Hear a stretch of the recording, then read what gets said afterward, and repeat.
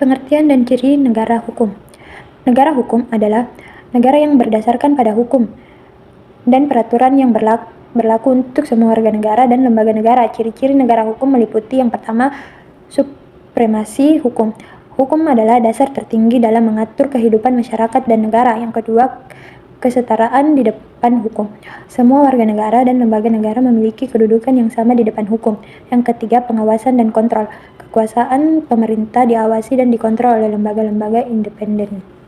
Hak asasi manusia. Hak asasi manusia adalah hak-hak dasar yang melekat pada setiap manusia dan tidak dapat diganggu-gugat. Hak-hak asasi manusia dapat diliputi yang pertama, hak hidup. Hak untuk hidup dan kebebasan dari penyiksaan. Yang kedua, hak kebebasan. Hak untuk bebas dari penangkapan dan penahanan sewenang-wenang. Yang ketiga, hak persamaan.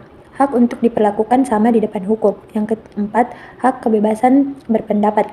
Hak untuk berpendapat dan berekspresi. Negara hukum dan hak asasi manusia.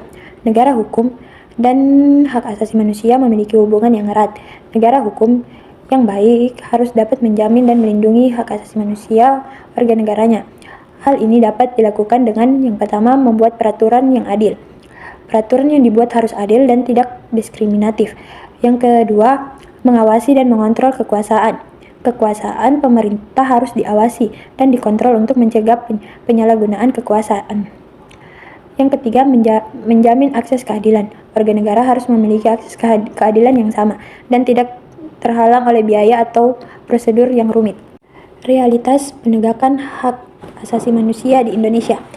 Realitas penegakan hak asasi manusia di Indonesia masih memiliki beberapa tantangan seperti yang pertama, keterlibatan aparat dalam pelanggaran hak asasi manusia. Aparat keamanan dan pemerintahan masih terlibat dari dalam pelanggaran hak asasi manusia. Yang kedua, kurangnya akses keadilan. Warga negara yang miskin dan tidak memiliki akses keadilan yang sama masih mengalami kesulitan dalam mendapatkan keadilan. Yang ketiga, kurangnya kesadaran hak asasi manusia.